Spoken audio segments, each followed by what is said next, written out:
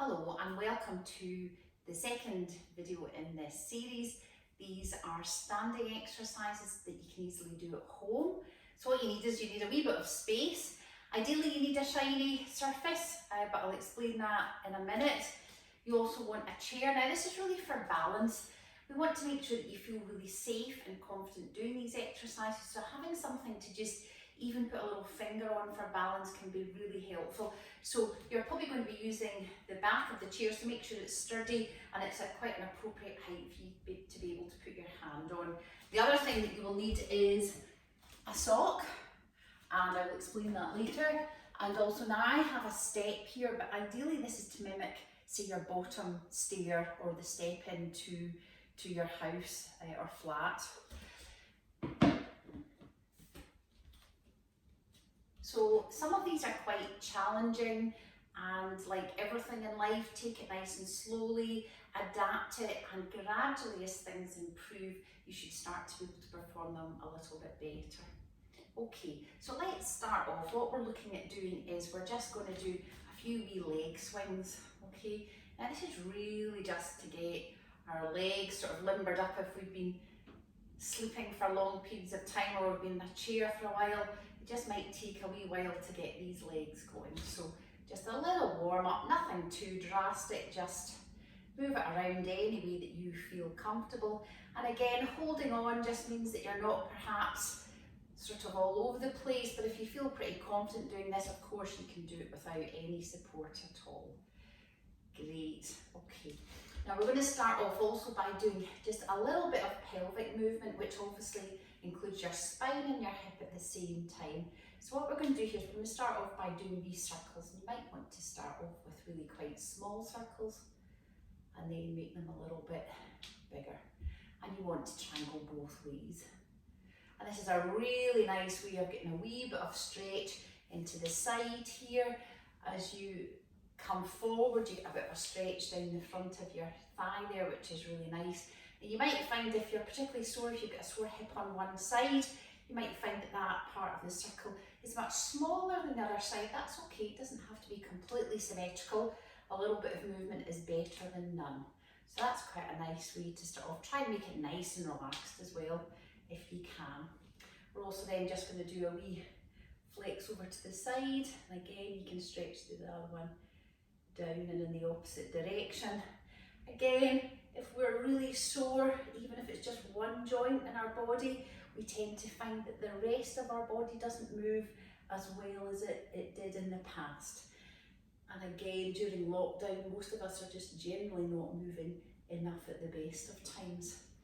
Next one you're going to do is just put your hands on your pelvis, and if your back allows, just stretch forward a wee bit. I'll show you that one from the side. So hands on here, support your back and just sort of push your pelvis forward.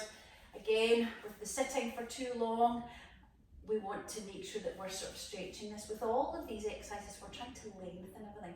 We're trying to expand.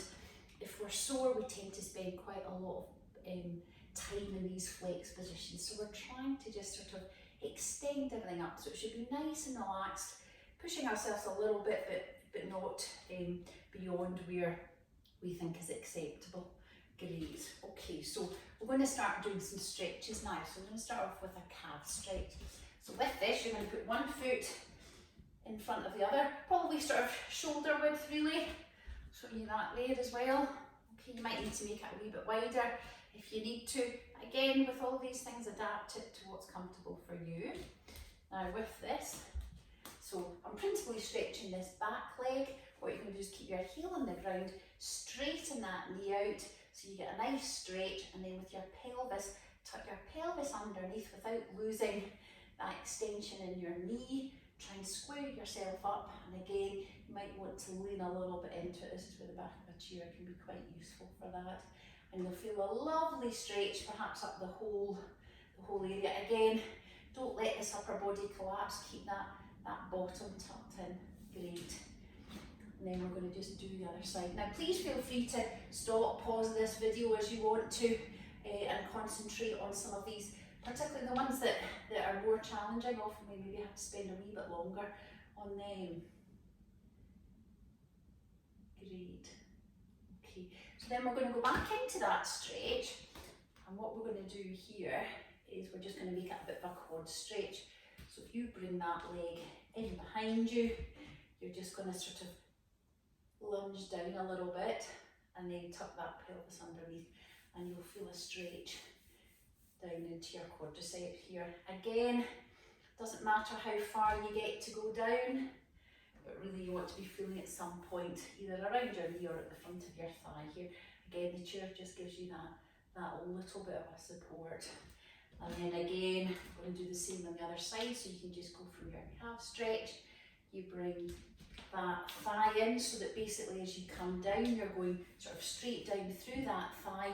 Don't forget to tuck that pelvis in, because that will really increase the stretch in your quadriceps.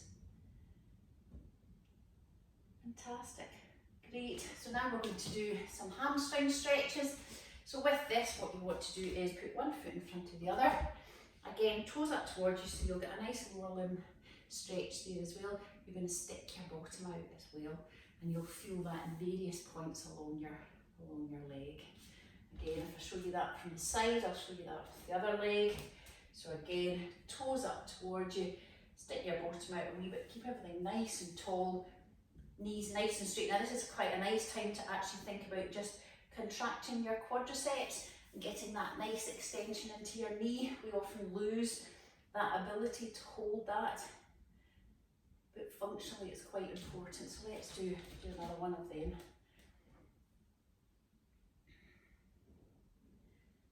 Bottom out, toes up towards you. Really think about tightening that quads as well in that position.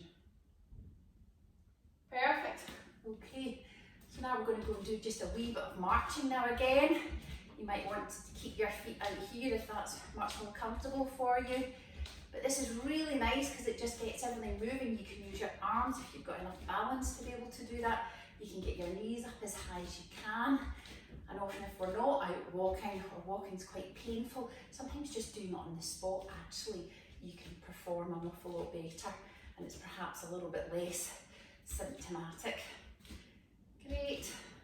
Okay. And then the next one we're going to do sort of in that position is we're just going to try and see if we can stand on one leg. Now again, this is really good for our balance. What you're trying to do is keep everything from moving all over to the side. Try and keep everything nice and straight. Great. Again, even just one wee finger on a support can make all the difference. And then if you can, you want to try and do a wee sort of mini squat. Try and control that, make it nice and slow. I'll show you that from the side maybe with this leg here. So again, I'm just taking my other leg off a little bit. I'm making sure I'm nice and steady. And then I'm just going to do just wee little mini squats in that position there. Again, holding on if required. Great. Okay, so now this is where the sock comes in. Now if you are doing this on carpet, you would just do it with your bare foot. If you feel pretty confident, you can actually put a little plastic bag over your foot, and that just gives you quite a nice sort of slidey surface. Now you only want to do it on one side, so that the other foot's bare, which means that that's your anchor, that will not slip. You certainly don't want both feet slipping around at the same time. But on a shiny surface, you would use a sock. Now, what's lovely about this is principally for round about your hip. And what it's going to do is we're going to try and strengthen round about this area in this exercise. Now what I'm going to do here is, this is my supporting leg, the one without the socks is supporting leg. Now it has to work quite hard to keep my body in this sort of nice position here. What I'm going to do with the leg with the sock on is I'm going to push it down into the ground. Okay, so I'm actually, although my foot is sliding, I'm pushing it down into the ground, and that just asks this leg to work quite a bit harder. Okay, and this is really variable, so you can do all sorts of things. You can do out to the side, you can do in front, you can do circles, but again, pushing this leg down into the ground just means it has to work quite hard, and believe me, this supporting leg is also working pretty hard. So I'll show you that from the side. So again, you can come forward with that, you can come back. Again, you can sort of go into this sort of mini lunge position here and just sort of pushing your foot down into the ground. I can do big circles round to the back. I can do little small circles. You can really vary it around and get into these lovely, nice positions. And then of course you would do it and repeat it on the other side. So that's just sort of slightly different exercise that you can try. We're going to go and do a few more strengthening exercises as well. So the first one we're going to do is heel raises. So again, you probably will need a support for this just so you can really concentrate on doing the calf raises themselves. And with these, you want to come right up onto your toes if you can. Squeeze your calves at the top and then slowly down. Again, up, squeeze at the top and then slowly down. We often lose quite a lot of our calf function if we're now limited in the amount we can walk and the style of our walking. Often it becomes shorter, and if you're very painful you might be limping, which means our calf doesn't really get the chance to work as effectively as it would normally. So this is a lovely way of maintaining that strength and sort of foot and ankle flexibility. And then if you're really good, of course, you can go on and just do one foot. Great. The other one, which is really quite nice to do, slightly more pressure on your knees with this, and you'll feel this maybe a little bit more round about your heel, so your Achilles tendon area, is just having your knees slightly bent as you come up and down. So again, if you can try a few of them, that would be fantastic. Great.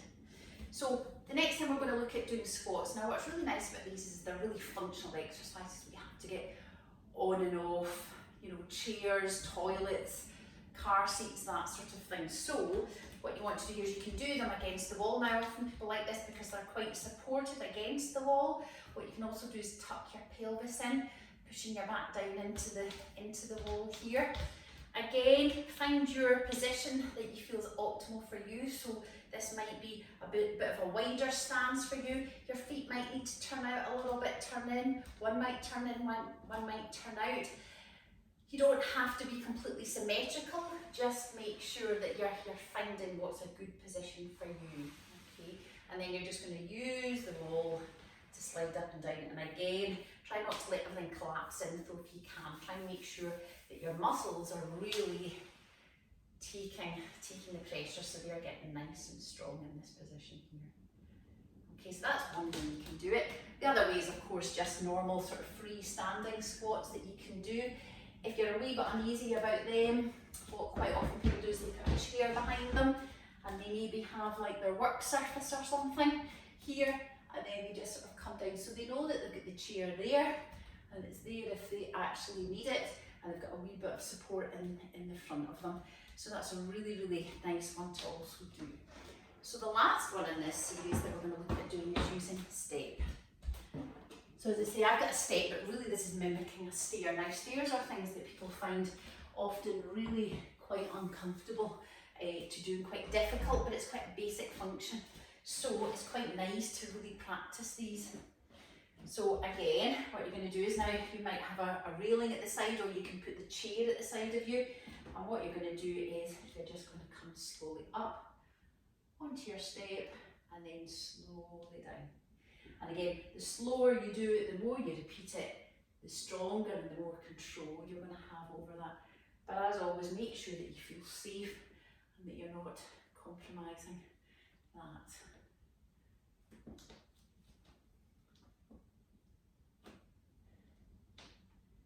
Great, so that's quite a lot of variation for you to be getting on with. I hope you enjoy them and that you find them helpful. Thank you.